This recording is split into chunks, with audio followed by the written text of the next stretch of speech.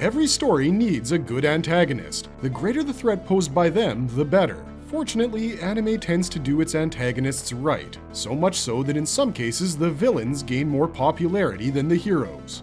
Watching the heroes be opposed and watching the world fear for its end always keeps us on our toes. It leaves an even greater impact on children who just cannot seem to get enough of the turmoil that the main crew must persevere against. And when it comes to battle shonen, this means flamboyant fight sequences and incredible power-ups on both sides. Across several anime, we have witnessed mindless killers, criminal masterminds, villains with whom we sympathize, villains whom we cannot help but hate with all of our hearts, and everything that comes in between. In today's video, we will talk about 10 such villains who have left an enormous impact on some of the best animes from our childhood.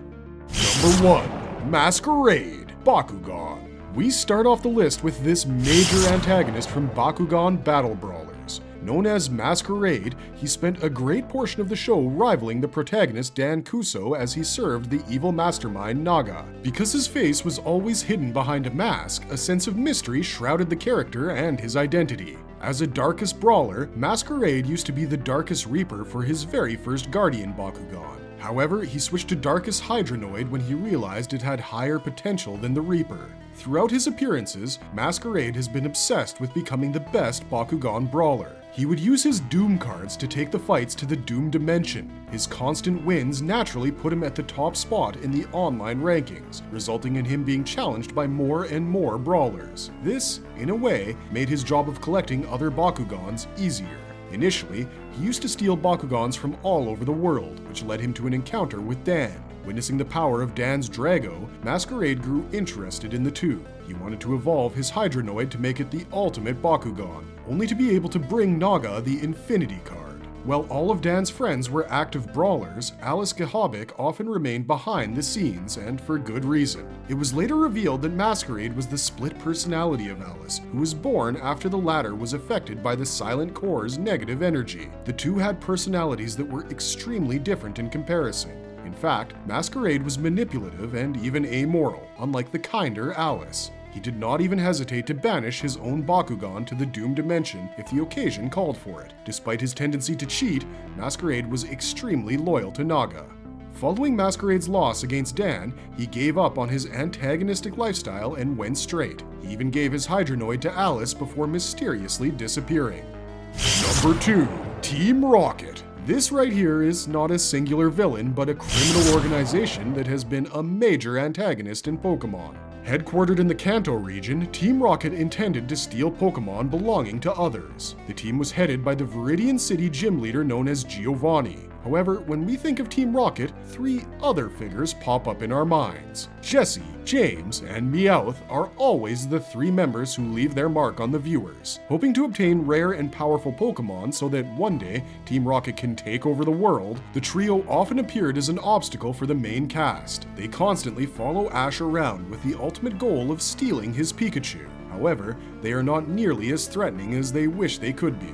This faction of Team Rocket has been defeated time and time again, with Pikachu's Thunderbolt attack having a knack for blasting them off into the sky. Because of this, they are considered to be failures. Giovanni strays away from involving the 3 of them in his bigger plans, which are far more sinister in nature in contrast to the trio's comical hijinks. Although they ask others to prepare for trouble and make it double, they ironically end up causing the same to themselves. The members of Team Rocket who do not fail to get the job done mostly stick to capturing and stealing Pokemon. They also conduct inhumane experiments on the Pokemon in order to enhance their powers. Number 3. FRIEZA, Dragon Ball Z.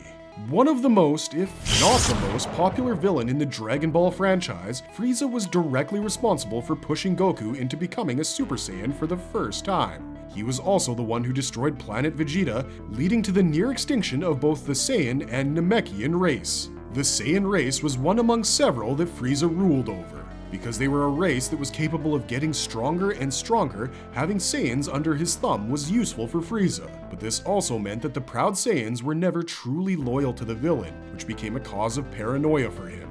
Frieza believed that the Saiyans had the power to level up, becoming Super Saiyans and Super Saiyan gods. As such, they could unite against him and overwhelm him, which meant that the Saiyans had to be eliminated from the grand scheme of things. Ironically, it was after he killed Krillin that Goku became a Super Saiyan, thus becoming the very being responsible for causing what he wished to avoid. As the Emperor of Universe 7, Frieza had his very own imperialist army. His family was also full of iconic Dragon Ball Z villains such as Cooler and King Cold. However, Frieza and King Cold possess levels of power and cruelty that are higher than that of the others due to them being mutants. Growing up, Frieza was a prodigy who did not need nearly as much technical training as the others to become the universe's most lethal and powerful warrior. In fact, it has been said that Frieza was more evil compared to King Cold from the very moment of his birth. As a result, the king wanted to hand over the control of his empire to his cruel son as soon as he could. What made the character even more interesting was how his polite demeanor went against this brutal nature, which made him all the more cold. He used respectful and formal speech and expected the same from others. In fact, he eradicated the Namekians because they failed to address him with the right amount of respect.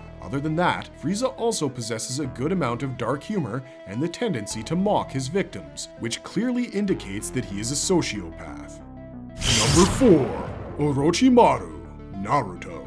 Although not as cruel as Frieza, the serpentine Orochimaru was definitely far creepier and scarier. One of the 3 legendary Saiyans from the Hidden Leaf Village, Orochimaru was obsessed with acquiring all the knowledge. To do this, he needed to extend his lifetime and become somewhat immortal, because the average lifetime was not enough for him to learn as much as he wanted. Hoping to become immortal, Orochimaru had begun to perform unethical experiments on humans and ninjas, causing several deaths. Naturally, he went from being one of the most promising ninjas of the village to one of their most wanted criminals. During his younger years, he trained under Hiruzen Sarutobi alongside Tsunade and Jiraiya. Although a genius from a young age, Orochimaru always had something very twisted about him. Even when they served their nation by fighting in the Second Shinobi World War, Orochimaru proposed killing 3 kids out of mercy.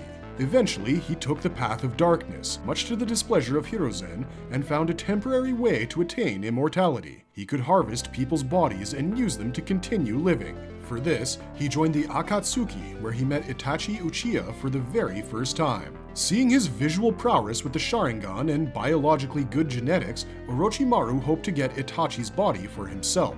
That plan didn't work out, so a few years later he set his sights on Sasuke Uchiha, becoming an integral character who shaped Sasuke's life. Much of the first few arcs of Naruto have revolved around Orochimaru, with respect to him putting his curse mark on Sasuke and forcing him to go to him for power. He eventually trained the Deuteragonist to strengthen his body, but before he could take over, Sasuke killed him, kind of. Not for long though, as he always has a way of coming back to life.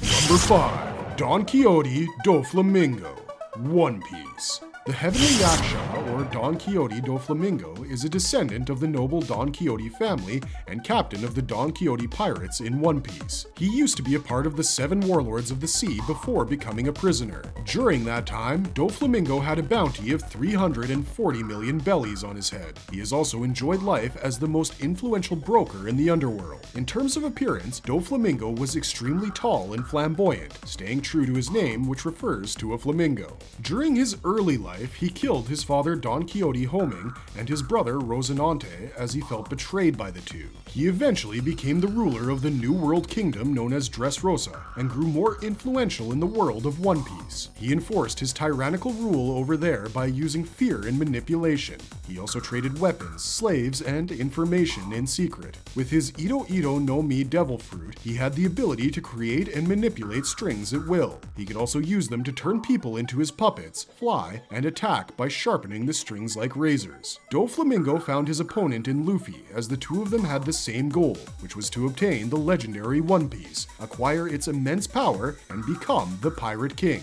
He went against the Straw Hat Pirates during the Dressrosa arc and was ultimately defeated by Luffy. The kingdom, or island, was subsequently liberated and Don Quixote Doflamingo was brought to justice. He was arrested alongside his crew and locked up at Impel Down Level 6. He also played a major role during the Marineford arc where he sided with the Marines, just like most of the other warlords.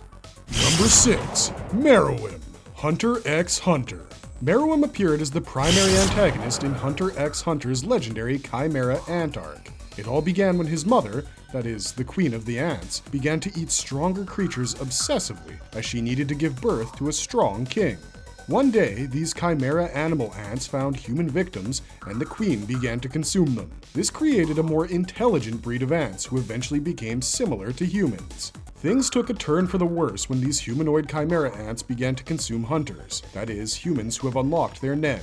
More such humans were offered to the queen, and ultimately, MERUEM was born as the strongest being in the universe. This was amplified by his personality, which was cold and ruthless. Different beings have different nen types, and MERUEM happened to be a specialized nen user. This allowed him to consume others and synthesize their nen into becoming his own. Naturally, this made the already strong creature even stronger. However, his character arc was written to parallel that of Gon's, with the two becoming more like one another as the arc progressed. Somewhere down the line, MERUEM came across a blind girl called Komugi, whom he began to play gungi with. Capable of defeating anyone in mere seconds, MERUEM could not understand how he always failed to defeat a blind girl, which led to them playing the game obsessively against each other. Eventually, MERUEM became more and more humane as he fell in love and even tried to reason with Netero when the latter appeared to kill him. He also had underlings who were extremely loyal to him, with Yuppie and Poof giving away all of their powers to him after he nearly died due to Netero detonating the chemo-explosive weapon of the poor man's Rose. In the end, he perished due to poisoning from the explosion and died hand in hand with Komugi. Number 7. AIZEN. BLEACH. Sasuke Aizen appeared in BLEACH as a mysterious, soft-spoken, and intellectual Soul Reaper. He was looked up to by many people, such as his lieutenant Momo Hinamori. He eventually left Soul Society with his followers. Although he had followers and often engaged in drawn-out small talks, Aizen actually did not care for his underlings at all. He just wanted to use them as his pawns for his goals. Known for being a master schemer, Aizen had planned out all the events in BLEACH from the very beginning. He tried to break down the lines that distinguished the Soul Reapers from the Hollows, who were the two beings destined to stand against each other forever. He endowed both sides with the other's powers, creating hybrid beings. In fact, he had planned out how Ichigo Kurosaki's life events would pan out, which is why the earlier episodes of BLEACH felt slightly weird from time to time when Ichigo was strangely able to do certain things, the mechanisms of which he never questioned back then. In fact, he wanted Ichigo to acquire the Hogyoku in Rukia's body and attain the powers of a Soul Reaper. Aizen's goals as a villain were simple and twisted at the same time. He believed in a hierarchy where one supreme being must exist, but he also wanted to be that very supreme being as he believed only he could play the part. For this, he needed to overthrow the king of the Soul Society.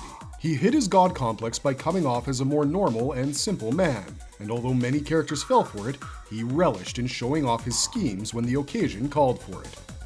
Number 8. Toguro. Yu Hakusho.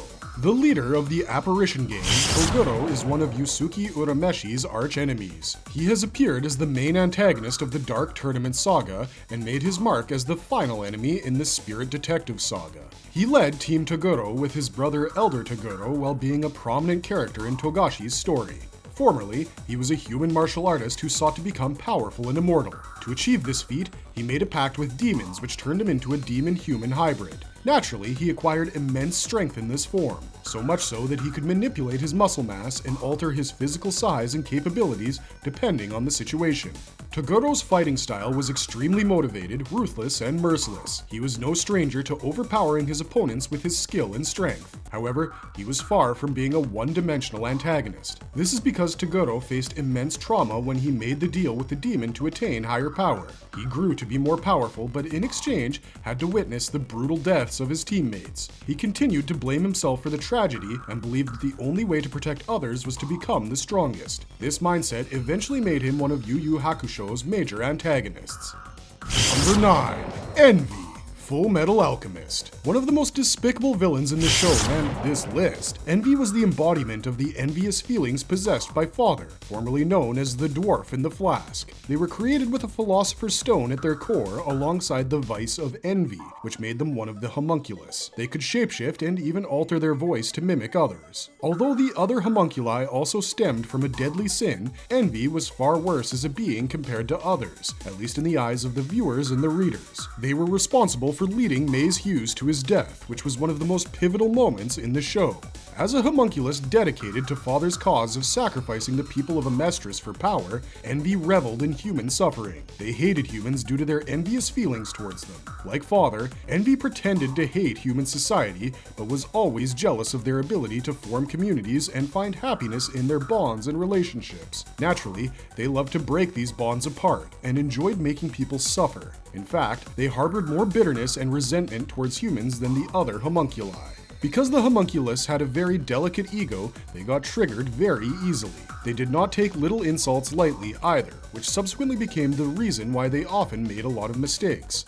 In terms of physical abilities, Envy was one of the 2 homunculi, alongside Pride, to have a true form. This true form appeared when the souls in their Philosopher's Stone were nearly depleted, after which Envy physically turned into a tiny reptile-like creature with a disproportionately large eye. We get to see this form after Colonel Roy Mustang made Envy suffer with his impeccable flame alchemy. This one-sided fight was also one of the most satisfying moments in the series, as we finally got to see the despicable homunculus suffering. Number 10. Cell, Dragon Ball Z. And finally, we close this list with the legendary Cell from Dragon Ball Z. Dr. Gero's ultimate creation, Cell was a result of the cell recombination. For this, Dr. Gero had used the genetics of some of Earth's greatest fighters, thus creating the perfect warrior who had the special abilities possessed by the likes of Goku, Vegeta, Frieza, Piccolo, and King Cold. Possessing their DNA also resulted in Cell being aware of their weaknesses. As a result, he could exploit them in battle when he fought the Saiyans. However, Cell himself has several forms as he goes around absorbing others. When he used to be the imperfect Cell, he was very single-minded and dedicated to evolving and becoming perfect. This resulted in him absorbing androids 17 and 18, with the final absorption making him sneaky, cunning, cautious, and calculating. This was also why he was less of a threat during the beginning of Cell Saga, but became practically invincible after attaining perfection. With the Saiyan DNA, he even attained their lust and excitement for battle. While the other Saiyans were incapable of doing the best job against Cell, it was Gohan who actually gave the monster a run for his money. Appearing following his Super Saiyan transformations and a grueling training session, Gohan was able to beat Cell into puking Android 18 out.